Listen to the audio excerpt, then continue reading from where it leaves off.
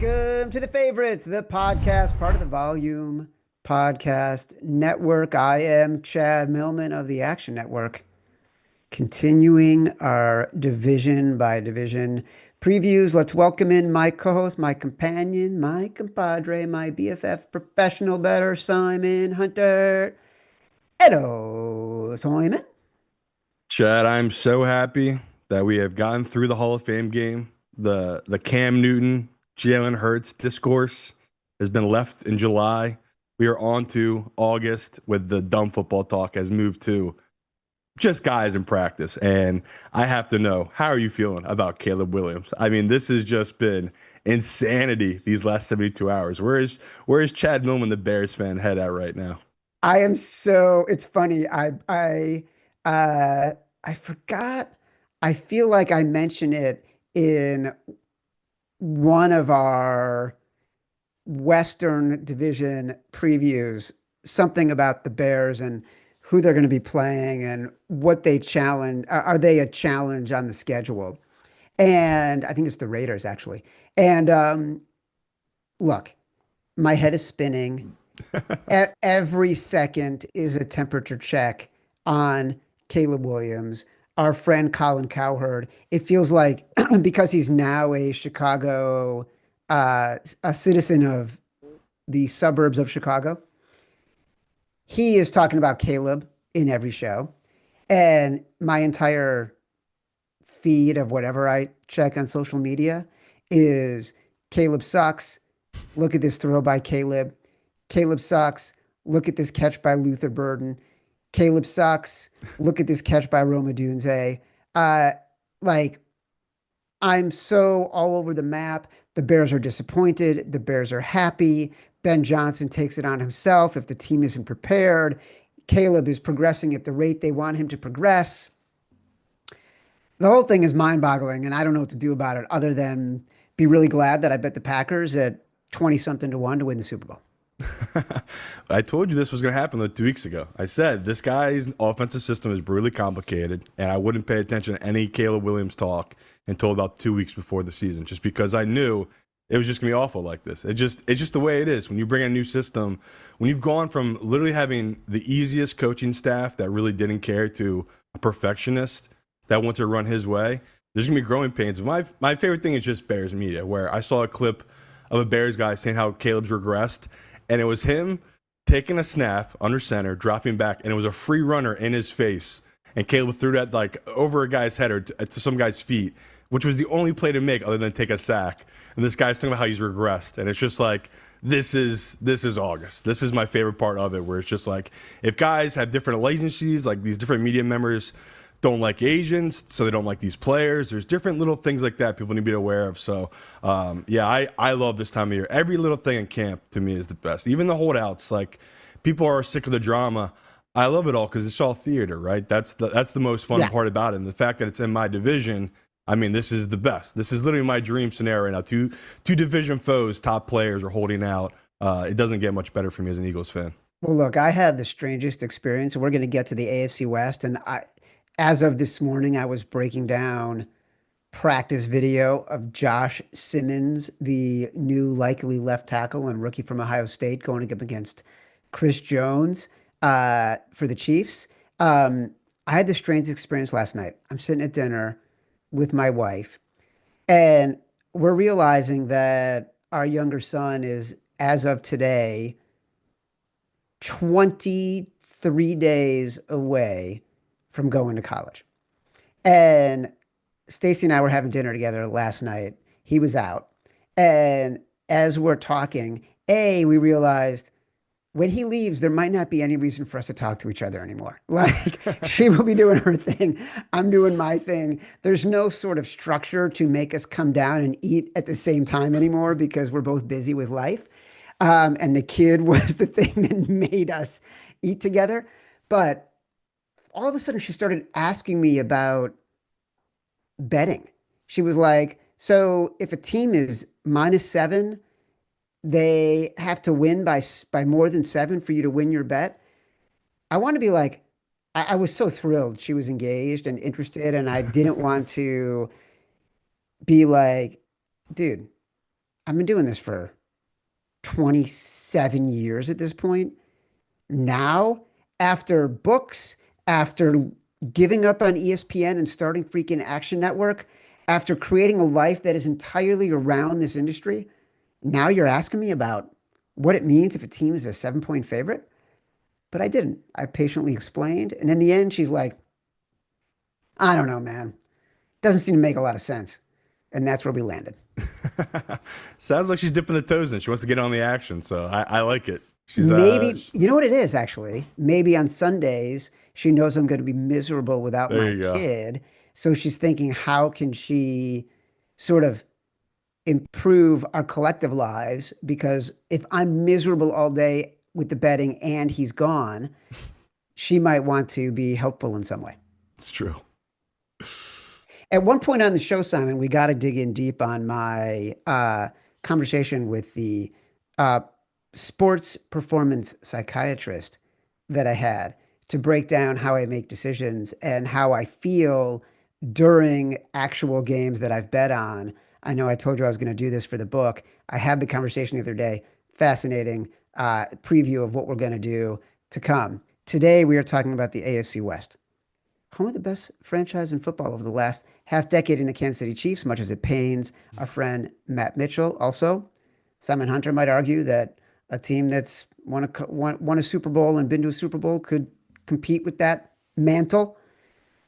But like the Patriots' dominance in the East a generation ago, they've relied on a weak division full of disarray.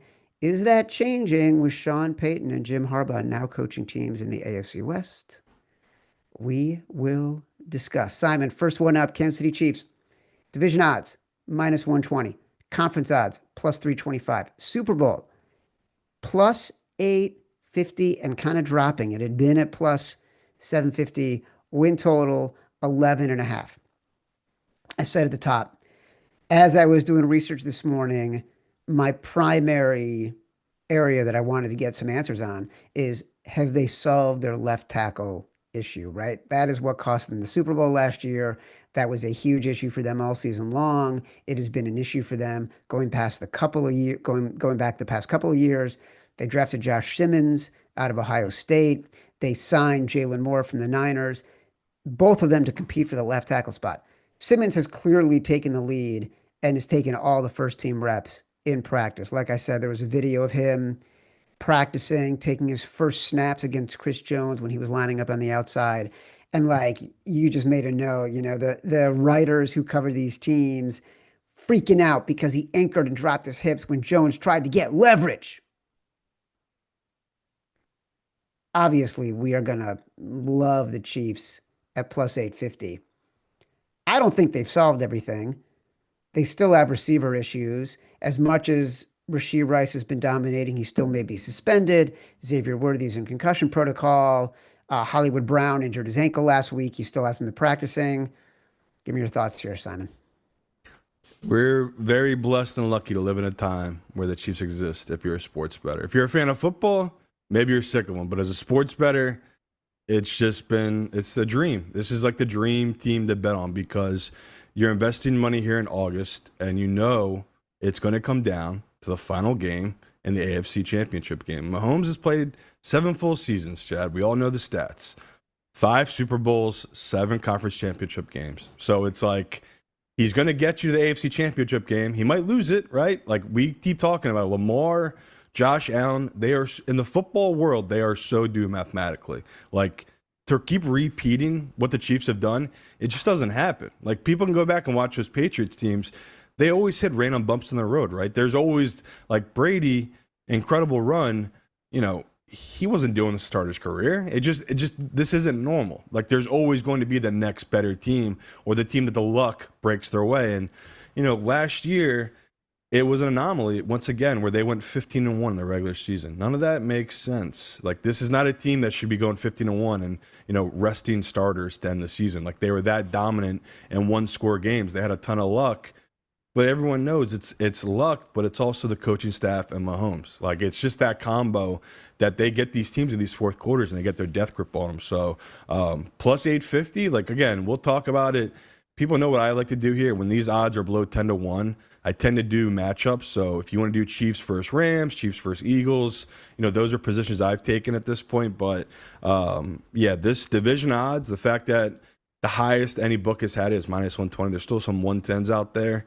You have to love that value on this team this year. And it should be what it is, right? I do get why the number is this low because, we talked months ago. This is the best coaching division in all of football. Like, they have all these old heads, all these Hall of Famers that just know how to do it right. And these are the type of guys that you can give them shit and they'll stir it, turn it to gold. And it's like, last year, Harbaugh was a perfect example of that. He brought in his DC coordinator from Michigan, totally revamped that defense, totally revamped the offense with Greg Roman. The Chargers were a playoff team, pretty damn good. Like, it was one of Herbert's best years, you could say. Same could be expected for what happened with Bo Nix and Sean Payton. Now you look at the Chiefs, though, and they're at -110 for this division, Chad. So I don't know about you.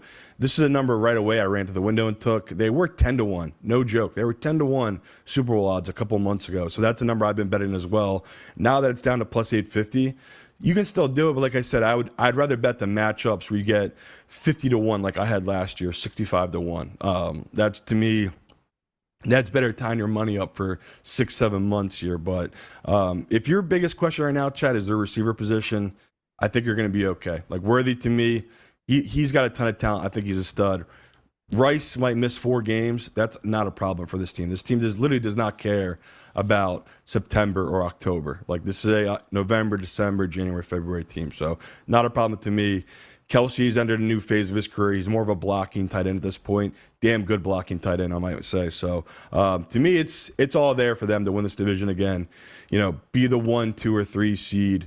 We don't care if they're on the road in the playoffs. It's Mahomes in the playoffs. So yeah, to me, it's a great time to be a football fan. Like, we are so blessed as a better to have this type of team where we know, me and Chad know the deal. If it's over 3.5, we fade them during the regular season. If it's under 3 and a field goal, if he's catching points as a dog, Mahomes, it's simple. We just go by the book. So yeah, it's a fun team to bet on. And I get why the general public is sick of them, but nothing's going to change. They're a great drafting team. So yeah, -110 division odds, probably gonna be my best bet for this team in this division. We've talked a little bit about parlaying them because they're a minus number with other teams like the Texans, who are a little bit of plus number to win the AFC South. Are there parlay combinations that you've been looking at and thinking about with the minus number? Yeah, like I have them.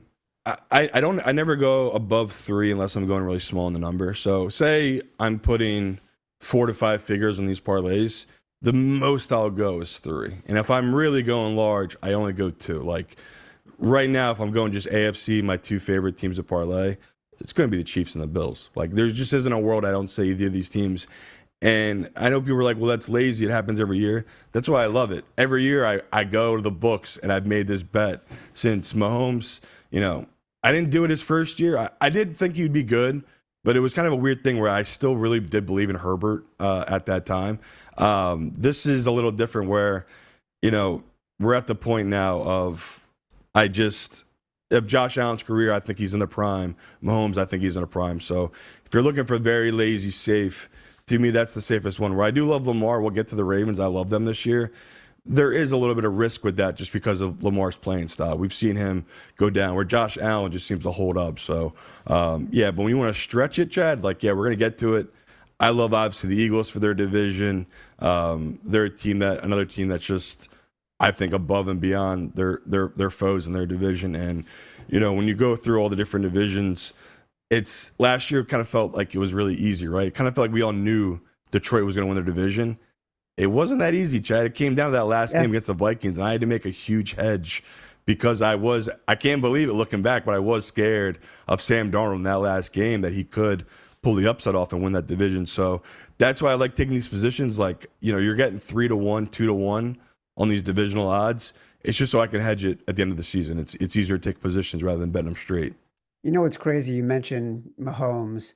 His first full season playing was 2018. We're going to talk about the Cardinals and Kyler Murray later this week in the NFC West preview.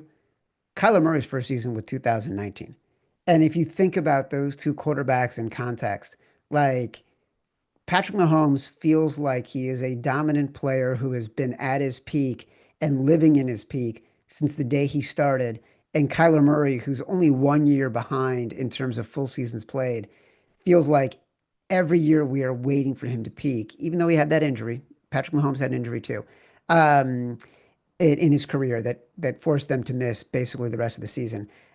It's just astonishing to put in context how quickly Patrick Mahomes was Hall of Fame worthy and how long he has performed at that peak level in the NFL. It's it's remarkable. Like I'm looking at his stats right now.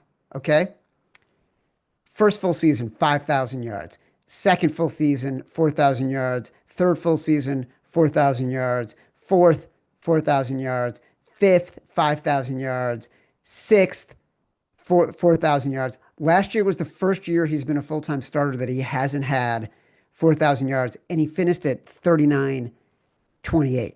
It was also his lowest number of passing touchdowns since 2019. I think that's the year he got hurt.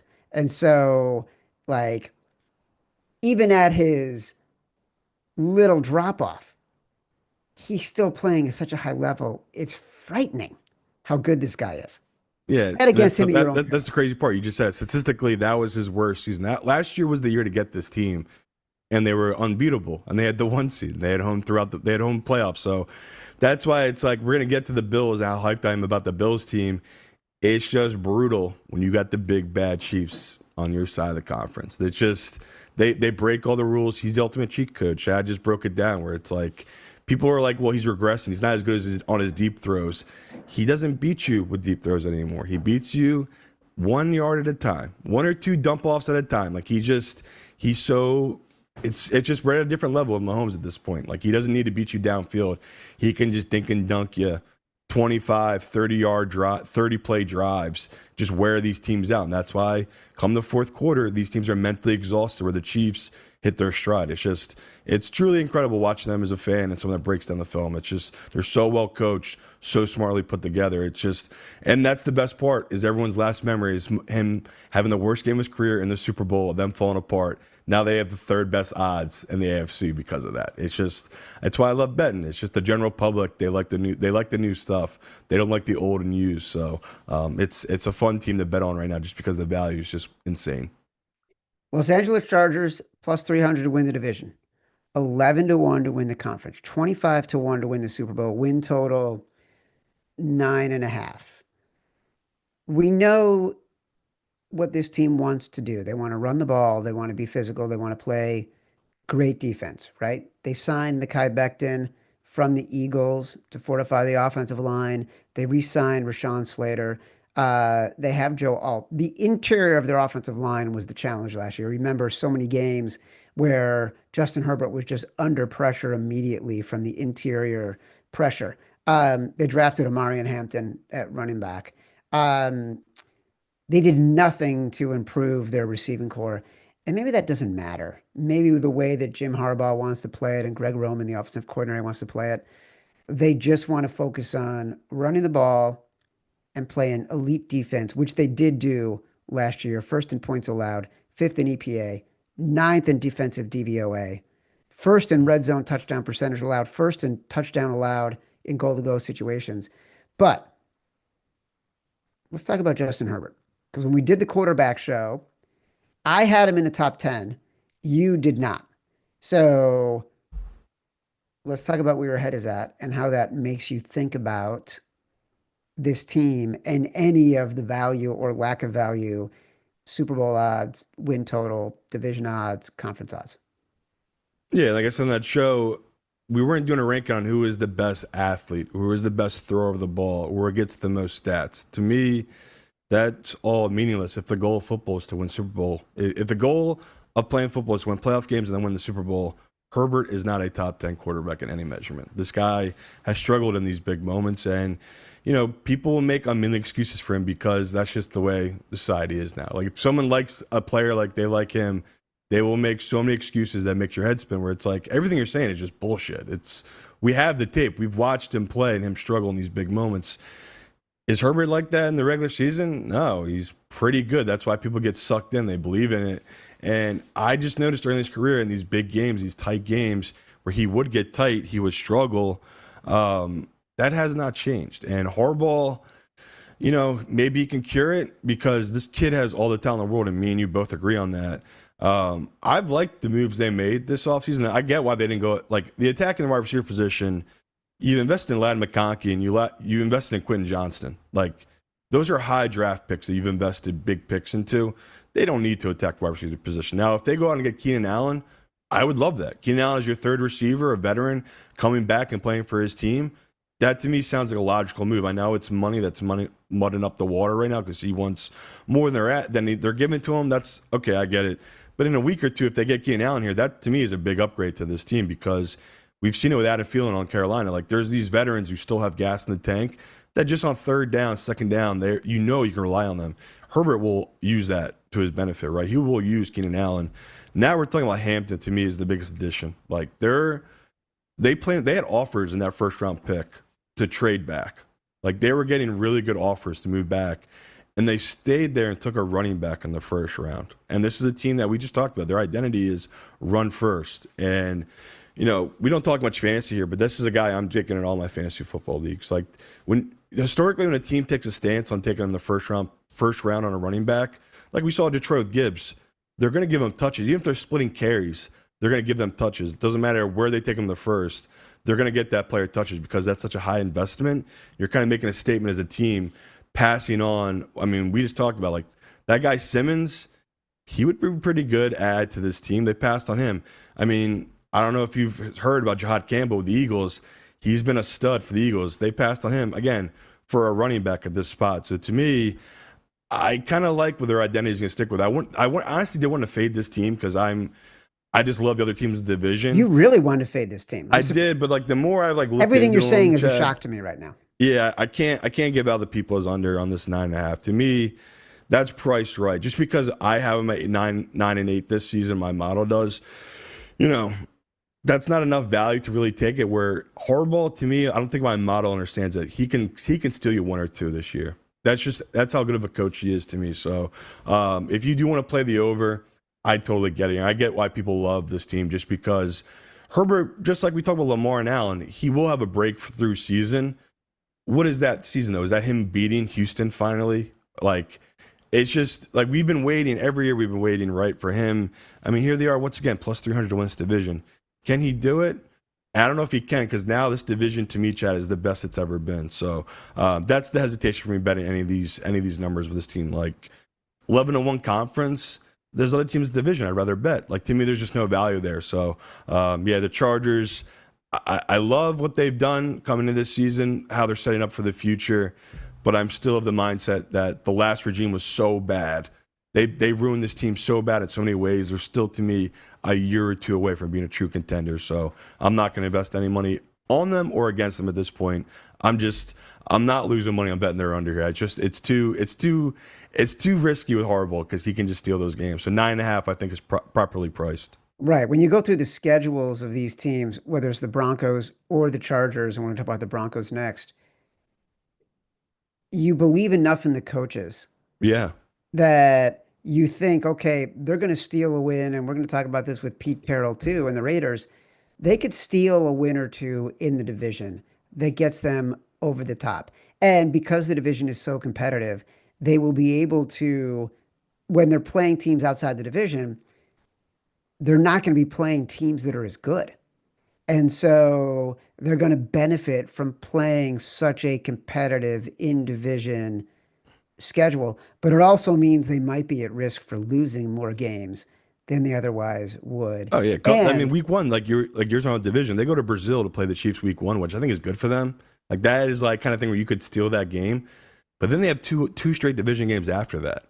Like, that's tough. You start 3 division games to start the season, and what you just talked about, a really tough division, and you're going on the road to Brazil, coming back, and then it's like, okay, now we have to face the Raiders in Denver. It's like, that's a tough start to the season, 3 straight divisional games. But like you just said, if they could somehow steal it, go 3-0 to start the season in their division, maybe this is finally the year for Herbert and all breaks right. But that's also terrifying if you're a fan of them, where it's like, oh my God, we might have to go to Brazil.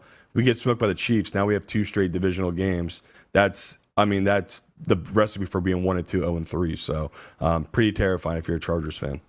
I think I'm going to have to ask my sports performance psychiatrist um, to do a pop psychiatry examination of Justin Herbert and why he chokes in these bigger games. Because look, it's happened a couple times in the playoffs, right? Think about that Trevor Lawrence Jags game.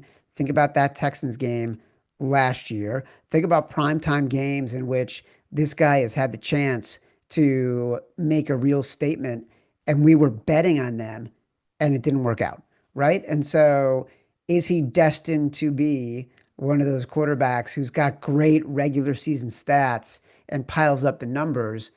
How is he going to get over the top? That's the question. And maybe the answer is give him a great fucking defense and a great running game and lessen the pressure in which he has to be making all the plays. Because I do think that's also been part of the problem is like they've had terrible coaching, terrible coordination, and they've put everything on his shoulders because he's so talented. Yeah, it's a tough situation. Denver Broncos. This is a team, Simon, plus 325 in the division, 15-1 in the conference, 30-1 in the Super Bowl, 9.5 wins, total projections. You like the Broncos better than the Chargers, I think, if I'm gleaning anything from our conversations. If you had to choose the value between the two, my sense is it would be with Denver in some capacity. Yeah, this is another number, though, that I've been hitting it from the day it came out, that it's moved too much now, the divisional odds. So if it was still plus 400, plus 450 like it was, to me, that would have been when it was crazy value. Like, that was just insane. The pros have been hitting this one, and I think the public now is starting to come in on because, I love Nick Wright, but he moves numbers whether he realizes it or not. And as soon as I saw him talking up Denver and how it's one of his favorite teams, I was like, oh, okay, this is a problem. And I see Cowherd doing it. And he goes, okay, this is a problem. All the guys on Fox, FS1 are loving this guy. They're getting viewed by millions of people. A lot of these people bet they're going to start moving this number. So the divisional odds have moved a lot. Their conference odds have moved a lot, and the Super Bowl odds have come down. You could do it if you want to. To me, there's no value there. And I can't wrap my head around Bo Nix being in that same level as Allen, Lamar, and Mahomes. Like, when you're thinking about betting him to win the conference or the Super Bowl, can you get there? Can you get there with your money and knowing that that's going to be a really tough decision when they do play each other? Because you will be the dog, so it's going to be a little tougher for you to hedge in that position when he plays those guys in the playoffs if you are taking a position on him to win the Super Bowl or the conference. So, love this team because of the defense and the head coach. And then you think about what he's done with Bo Nix. And we talked about it when we talked about, teams we love coming to the season. That's how you know if I love Denver, is that if there's anything in there left that he can wring out and keep improving, he will do that with Bo Nix. Like, that's what makes Sean Payton such a great coach, is he can keep improving on these quarterbacks and find out their strengths and making it get better and better. And between the offensive line, the wide receivers, I know they've drafted some running backs, like, it could all line up for this team, for me, in this division, that they could be the one that finally dethrones Mahomes. But that's what sucks, is it's moved so much now that there's another team in this division that now has better odds that are better value at this point. So, with Denver and Bo Nix, it's high hopes. But I think at the end of the day, it's just, can you get there to think he could pull off the upsets of all upsets and beat that three-headed monster at the end? That's waiting for him. Lamar, Josh Allen, or Mahomes. He's going to have to go through at least 2 of them. We know that for a fact. And if it breaks really wrong, he might have to go through all 3. So I just can't get there personally. I can't put my money into that. But if you were out there and you could find a better than 375 number on this divisional odds, I wouldn't hate that. I got it right there. I got them at plus 300. So plus, 75, that's nice value to me. But it's to me, it's just the bets the win total. Like, if you believe in this team over 9.5, you got to take it. Like that. The only way they regress into that number is just because this division has improved so much. So just looking at their schedule, the way it's all broken out, I like how it sets up for them this upcoming season, and the fact that they end Chiefs Chargers. Those are their last two games at the end of the season. That's another way I like it to break for this type of team. So yeah, I just 9.5 win total. That's the only real bet I'd give out on this show for Denver. Well, look, you're not wrong with sort of a lot of the pundits weighing in that the Broncos are getting a lot of heat, like Yeah, throughout it's training scary. camp, through the training camp circuit, through the NFL, grapevine. All the reporters talk to each other. They all start whispering about which team they like. And just to pull back the curtain a little bit, that's how these rumblings start. Forget about betting, but this person said they were at Broncos camp and they heard it from a scout. And then they tell one of their buddies who's covering the NFL, and then they start telling other people. A lot of times these guys haven't even seen the Broncos practice. They probably haven't watched their tape. They haven't, maybe they've seen a couple clips on Twitter, but that starts getting shared as sort of candy throughout the media ecosystem. And all of a sudden, the Broncos are one of those teams that everybody is talking about as being a Super Bowl contender. I just saw it the other day. I saw like you know, Mike Florio interview on Rich Eisen come across my feed, and Florio was talking about, are the Broncos one of those teams that can be a Super Bowl contender? If it wasn't Florio, I apologize. It was somebody. And like you see that, and that's how these conversations start, and it's why these numbers start moving. And look, maybe the best way to help a young quarterback like Bo Nix is the same thing we just said about the Chargers: run the ball, play great defense. And the Chargers had a really good defense. The Broncos had the best defense. They had the most active defense. They had Patrick Surtain, who was Defensive Player of the Year, first in sacks, first in expected points added. Like they've added Hufanga, the safety from the Niners. They added Dre Greenlaw, the linebacker. They used their first pick on a cornerback, the kid from Texas, John Day Barron. So they're focused on defense and making sure that defense doesn't regress at all. Um, so I can see why people are getting excited about him. But yeah, the numbers have moved Yeah, and quite. Zach Allen, another guy on their D line, might be the Just next resign Jared him. Allen. Like this guy Yep. is incredibly talented, and he's just a workhorse. So, this is like you're asking for the Chiefs' offensive line. The Chiefs still have the best center in all of football. They built around that. They're going to be all right. The Chiefs always forgot the offensive line. Denver, they didn't really have that grace where they had a great offensive line last year. We're projecting them another great offensive line this year. And that to me is going to be the key to them where, Bo Nix, like they talk about him taking that Josh Allen step. That's what their hope is, right? They're hoping he becomes Josh Allen type, a guy who can move, throw on the run like that, strong, can run through hits. That's a lot of weight to put on this kid's shoulder. So, yeah, that offensive line needs to hold up from last year to what they are this year. And if Bo Nix takes that next step, it's all there. I get why they're being hyped up right now because I saw months ago, when I looked at this team, it was like, okay, can they keep building on what they built off last year? And it all comes down to the quarterback position and the unknown with Bo Nix. And like I said, I just can't believe it. Are we really going to be sitting here a year from now being like, yeah, he did it. Bo Nix went to the AFC Championship game. Like he beat Lamar or Mahomes or Josh Allen Ray there. Like it's just, it happens. That's why I love football so much. These quarterbacks, you see it coming, but it's hard to believe it beforehand. And we've seen the flash of Bo Nix year. They overachieved so much last year. It's how much are they going to regress or how much are they going to improve? That's the hardest part trying to measure this team right now because there are a lot of red flags about them regressing, but there's so much good, and it all starts with their head coach. And it's like Sean Payton, Hall of Famer, offensive genius. He'll make it work somehow. So that's why I have faith in this team. I know it's going to be tough for people out there, but 9.5 to me, that's good value on a team that I have at 10.5 wins. So, that's a really nice bet for me right now. Harbaugh and Peyton, like they're doing the same thing, right? Yeah. They've got great defenses. They're trying to figure out ways to make the game a little bit easier for their quarterback. They're going to go about it in different ways, right? Payton's going to be more creative. He's going to think about more of the short passing game. He's going to try to take advantage of what Bo Nix is really good at. Harbaugh is just going to try to run the ball and not put it all on Herbert's shoulders.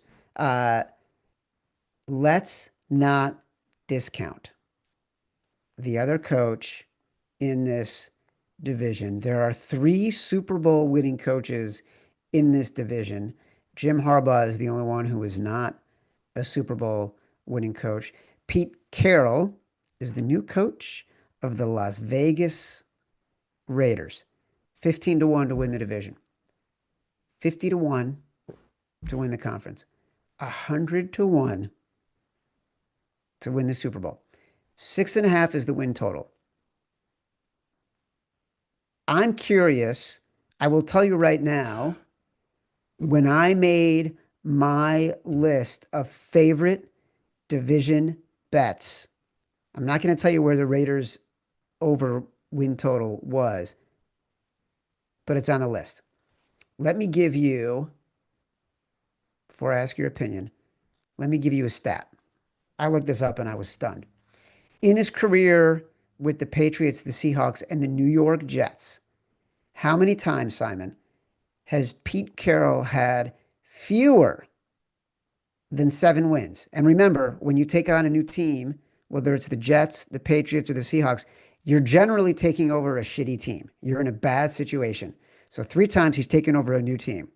How many times in his career, any season, has he won fewer than 7 games?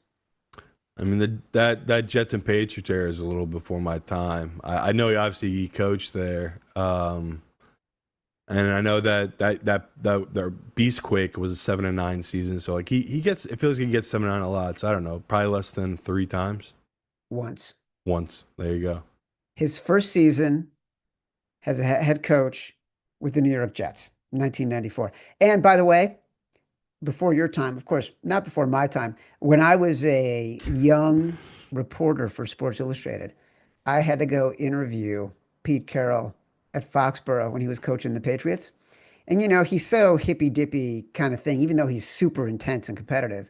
We're sitting there and I'm sitting with him and, there's a very famous author named Dan Millman who has written these books that are sort of spiritual in nature and about improvement and finding your Zen. He just wanted to talk to me about Dan Millman. He's like, Dan Millman? I'm like, I don't know him. He goes, let me tell you about Dan Millman. And that's what we ended up talking about the entire time. I interviewed him. Simon, 1 season with less than 7 wins. In 1994, 31 years ago, you were 4 years old. I didn't exist. What do you mean you didn't exist? 39 years ago? 31 years ago. Oh, 31. Yeah. Hey, by the way, I got a funny story to tell you. I'm not going to tell the whole story because I want to save it for when we talk about the NFC East. Because I hung out with some guys here in West Hartford the other night who are massive Eagles fans. And they listened to the show, and we're standing in the kitchen hanging out for a minute, and one of the guys says to me, "Yeah, I love the way you guys broke down the Eagles and the Chiefs Super Bowl. That younger guy on your show." I'm like, "Younger guy? That's how we're framing this whole thing, is the younger guy?" He's just stating facts, Chad. When I look at this Raiders team, you looked at me like I was a crazy person when I said they were my 7th team in the playoffs. And I got where you're coming from because it's hard to hear Raiders playoffs in any sentence. I'm totally with you, by the way. Right. Now that you've looked into it a little bit more, you see where I'm coming from, where it's like, can they thread that needle? And that's going to be the hardest part, is like, we just talked about the Chargers in Denver are so talented. All 4 of these teams are on making the playoffs. Someone's got to be the odd man out, and that's why I went with the Chargers. And it really is just about value, and that's, at the end of the day, that's what we're trying to bet here. And we've talked about all the time. There's always that team that goes from worst to first or to a playoff team. And last year we had it with Washington. You could say we had it with Denver. Hell, in this division, these teams that just a very low view by the public and not on people's radar. I feel like the Raiders are going to start popping on people's radar here in the next couple of weeks. I feel that's why I wanted to get ahead of it weeks ago when I gave them out as a playoff team, because they're a team that people kind of forget that it's just a whole different regime there, and that yes, their secondary, you could argue, is the worst in football. I cannot fight you on that because I've dove into it too, and their Raiders defense could have major issues. But when you break down this offense with Genty, with the fact that they're not, the offensive line is not terrible. That obviously needs a little bit of improvement, but between Genty and Bowers and Chip Kelly, I love that. I love that they have an offensive guy that's going to knows how to get his best players the ball. So Geno Smith, I told you I was saving this for the season long. He's a totally different player in dome games. He's way above 500. Is against the spread, it's like above 700% hit rate in against the spread in indoor dome games. So it's like type of scenario where he's always outperformed what bookmakers have projected of him indoor games and the general public. So I already love that coming in where it's like, okay, he spent his whole career in outdoor stadiums. Now he's inside in a dome game. And, sure, he could get some tough weather games. I know at the end of the season, they are at Philly and they're at Houston. I think Houston's indoor actually, but there's just a bunch of things that line up for them that they're always going to be in these preferable weather conditions for this type of offense they're going to be running here. So 15-1 division odds, Chad, I bet it. Like this opened at 17-1. It's been bet down to 15-1. It's too big to me. This is a team that could shock the world just because of all the veteran presence they have. And you just talk about Pete Carroll. Like that to me is such a game changer that this guy, the players love to play for him. He wills these guys get the best out of them. And I just can't see them slipping below that. So, yeah, another favorite win total for me division-wise, 6.5. I love it even more now you hit me with that stat about Pete Carroll. Like that just lines up for my projection of this team being a whole new identity. And it all really starts with Geno, but obviously I don't think people get this kid Genty. He could be an absolute game wrecker. Like if he is what we are projecting him to be, which is a Saquon light, like that type of built, right? He's all thighs. Like people don't realize Saquon Barkley is like, he plays at 240 of just muscle. Like I'm severely overweight. If you've met me, I'm probably 40 pounds heavier than that. I couldn't imagine being 240 of muscle, running around like he is. And that's what Genty is. Genty is a little guy who's thick. He's like 230, 225 playing weight, and it's all in his thighs. Like I just love the way he's built for the NFL, and this is the exact type of scenario we want, right? It's the Ezekiel Elliott when he first came in. You want those first 4 years with these high rookie draft picks of just excellence, right? He's still young enough to run on that weight. So, long-winded answer, Chad. I think you can tell how hyped up I am about this Raiders team, but it just feels like it's all lined up for them to be the sleeper of the AFC this season. And 6.5, just disrespectful line to this team. But I think, again, because it's their division, the general public is just not buying in on. But you knocked it out of the park. I got them at 8.5 wins. So this is my biggest discrepancy so far we've done on the show. 2 wins lower than they should be. I love this number for this Raiders team. It's the division, but it's also public perception. This is a public perception game, right? And I see, looking at the schedule, 3 better than 50-50 games. Titans, Giants, Browns, all at home. I see 2 50-50 games, both at home, Jags and Bears. I think week 5 at the Colts is a wild card at this point. We will see, but it could be by the time they're playing the Colts, they are a significantly better team than the Colts are. That could be 6 wins right there. They are 3-point dogs in week 1 at New England. That'll be a fascinating game, right? So 7 games right there where you can feel very good to 50-50, better than even maybe, chance they could win. And then just becomes a question, can Pete Carroll, can Geno Smith, can they be savvy enough to pull off an upset as they often are able to do in the division at home against the Broncos, against the Chargers, against the Chiefs. So if we were to recap here, my favorite division bet from this division, Raiders over 6.5. Full stop. That's it. Raiders over 6.5. I don't hate it.